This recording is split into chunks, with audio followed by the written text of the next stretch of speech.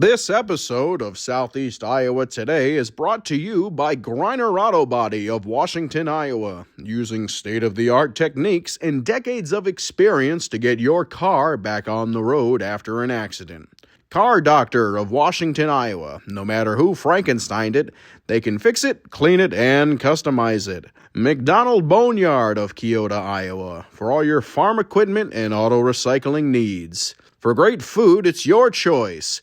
Your Choice Family Restaurant of Wayland, Iowa. Open Tuesday through Sunday. Come to our cruise-ins this summer on the second Tuesday of the month, June through September. Girling Repair of Winfield, Iowa. If your mower is dead, call Fred, your Husqvarna, Aaron's, and Gravely dealer. Fred also fixes and sells snowblowers. B&B Propane and the family of Jet Stops. Dutch Market and Coffee Talk of Washington, Iowa. Dutch Market can handle all of your grocery needs. They even have a conference room you can use for free. Coffee Talk's drive-thru is open and ready to serve you coffee, energy drinks, sandwiches, baked goods, and ice cream. They all present you the award-winning Southeast Iowa Today. Here's the author of Christie's Journey, The Beat Goes On, and your host, John Bain.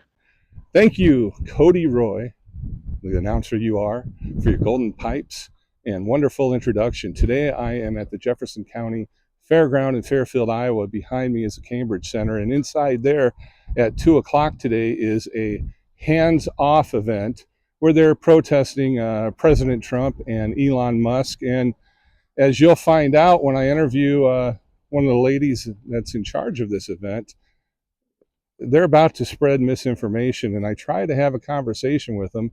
And while I'm doing that, you're going to see that some of the other folks from this event tried to get the lady's attention and take her away from the interview as we were speaking, and I didn't allow that to happen. But they decided to kick me out of the event, and so now I'm outside, and it's 1:20, so it's before the event, but I wanted to get in there and get a good seat.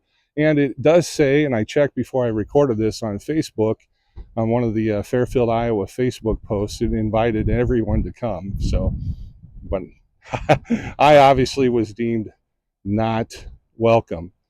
So let's get inside. You'll see for yourself. I got the camera rolling.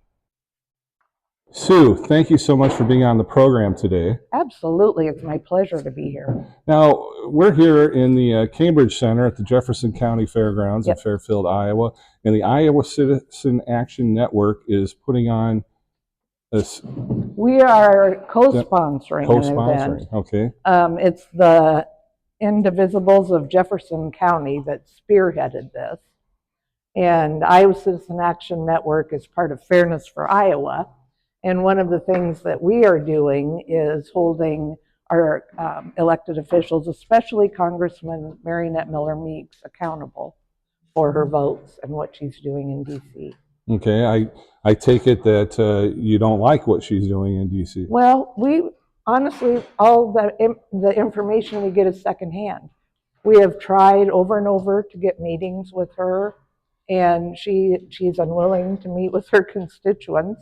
Well, I know I receive a newsletter from her each week that has pretty in-depth information on what she's been doing, and then there's even videos too. Do you get those? I do, but the point is that people have the right to talk to their representative and to let them know what's bothering them and what's they're doing great.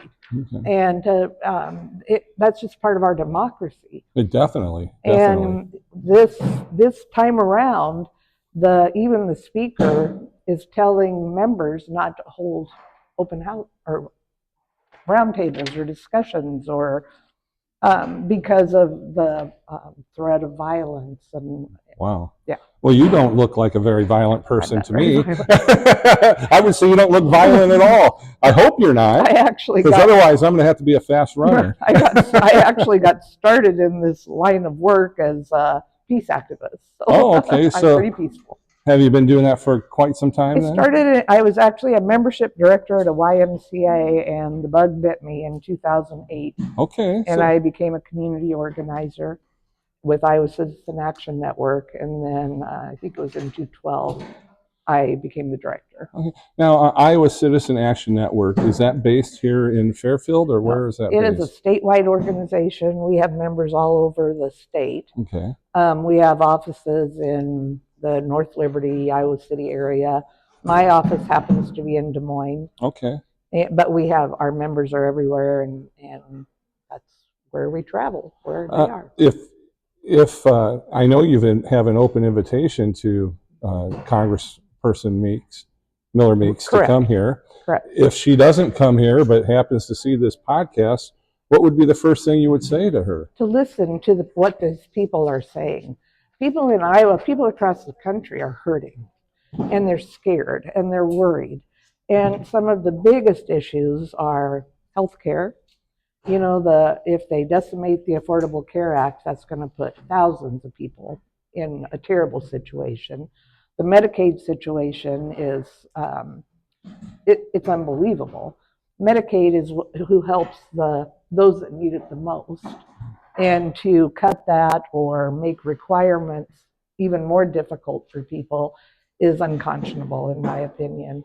I haven't heard of any cuts to Medicaid. They're talking about work requirements. They're talking about cutting the benefits. And you know, when you're talking Medicaid, you're talking pregnancy, so cradle to the grave, because it helps young children and it helps seniors in nursing homes. Personally, I have a grandson who has, he's almost 4, and he has a language delay. He has an individualized learning plan, and Medicaid helps pay for that. If that gets cut, all of the progress that he's been doing, we don't know how we're going to keep that going. And what makes you think that would get cut? Because I think if they're going to cut that, this is a slash and burn government right now. I am worried about everything that they're doing. What makes you say that it's a slash and burn government? They're just willy-nilly firing all these federal workers and all these employees, and then realizing, oh gosh, we need them, and calling them back. It's a frightening time. Can you give me some examples where that's happened? Well, where they've cut people and then called the same people back? The IRS. The IRS, okay. The National Travel and Transportation, like NTSB. Okay. You know, with all these plane crashes that we've been having and bridges collapsing, we need those people. And I am the first one to say there is bloat in the federal government. Yeah, and you would think, you know, I mean, for all these problems that you just mentioned, Transportation Bureau that was formerly headed up by Pete Buttigieg. Right. He spent a lot of time just on DEI hires. He didn't spend a lot of time of actually doing work. I don't believe that. But you don't believe it, no. But I mean, if things were good, I mean, things didn't fall apart on January 20th as far as our transportation and infrastructure. No, they didn't all fall apart. What did he do for 4 years? Well, he worked with the president to implement plans. I mean, look at the infrastructure bill. All the money that's flowing into Iowa to help with roads and bridges. I mean, you can't drive down a street in Iowa without seeing road construction. And a lot of that is thanks to President Biden and Pete Buttigieg. Well, then, and those will continue, I assume. We hope so. Yeah. Okay. We hope so. As far as other concerns, it's been, 2 months? Since the new administration came into play. What is the biggest concern? One of the biggest concerns for me is having a person like Mr. Musk, who is not vetted by Congress, he's not a cabinet member, having the ability to go in, see people's personal data, fire people, do all of this stuff, and I don't know what standing he has. I don't believe he has the ability to fire anybody. Well, he's working at the request of the President of the United States, who is in the executive branch of our government, and as the President, he has the right to hire people to work for him to do a job. Right. Mr. Musk has the ability to go in and look at these things, and let's be honest, he's found millions of dollars of waste right now that the Congress will have to decide whether or not it actually gets trimmed or not. Unless we can do executive orders. Right, and where's like Chuck Grassley and all this? Senator Grassley was our watchdog. Why aren't our senators, why aren't some of those people working on this government efficiency? I think they are to some degree. Well, I'd like to see more, I guess. But I guess, and correct me if I'm wrong, but I don't think Elon Musk has the power to fire anybody on his own or to do anything. And even the expenditures that were approved by Congress. Okay. Well, just let us finish up here. Okay, just give us a moment. We're going to finish our questions here. Sue, so Elon Musk does not have the ability to fire anybody. I'm not going to argue. No, I'm just going to say. I'm not going to argue either. I'm just stating a point. Over Elon Musk's role. I do not understand why the richest man in the world is in the Oval Office and doing all of this when there are people that know the ins and outs of government that could be hired, that could be tapped to do a more measured approach that isn't going to frighten people. Well, unfortunately, I'm 58 years old, and I've watched and grown and learned and watched government.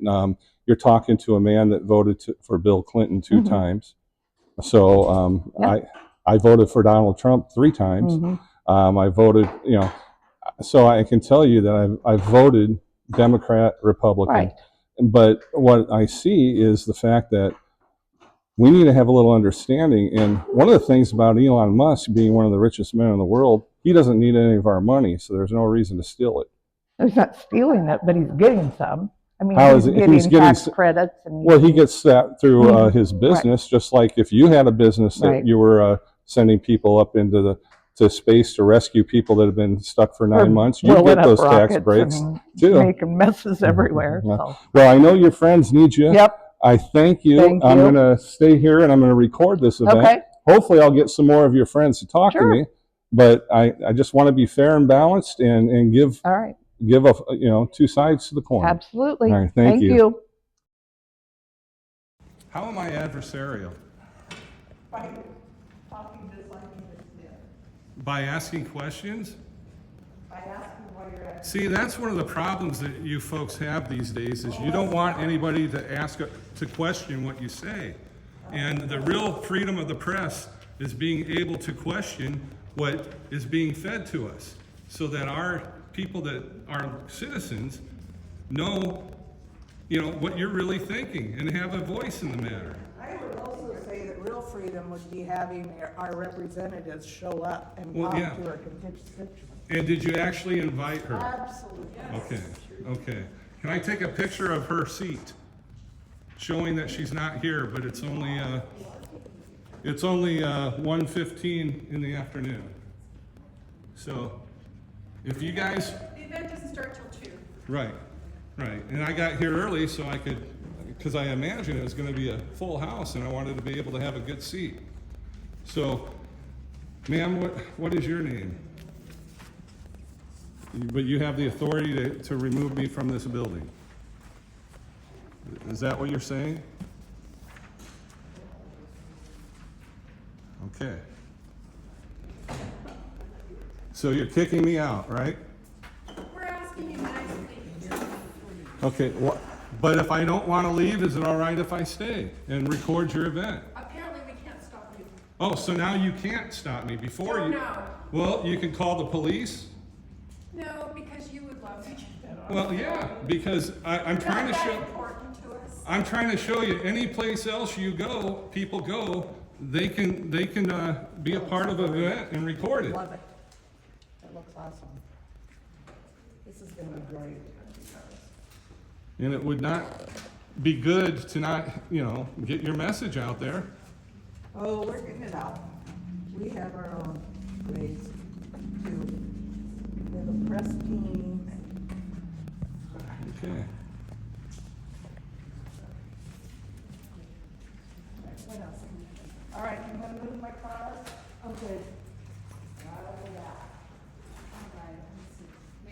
Well, at this time, I'll head on out, but I'll wish you all the best. And I hope that you all have open minds to new ideas and things. And in a couple years, when things are better, you'll show that and have an event for that as well. Thank you. Yeah, take care. Obviously, they don't like someone who will ask them a question and challenge what they're saying, and that someone's me. And I thank you for watching. And if you're liking this episode, make sure to give it a like, follow, and subscribe. It's free.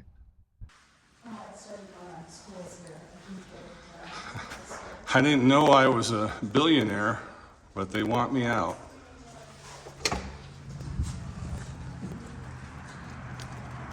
Well, obviously, my coverage is a little shorter than I wanted it to be. And if you watched all the way through, you know why that is. And I thank you for watching.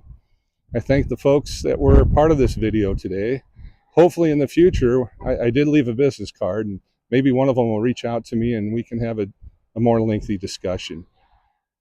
Thanks to my sponsors, Griner Auto Body, Car Doctor, McDonald Boneyard, Your Choice Family Restaurant, Girling Repair, B&B Propane, and the family of Jet Stops, the Dutch Market, and Coffee Talk. I'm your host, John Bain. Stay friendly, Southeast Iowa.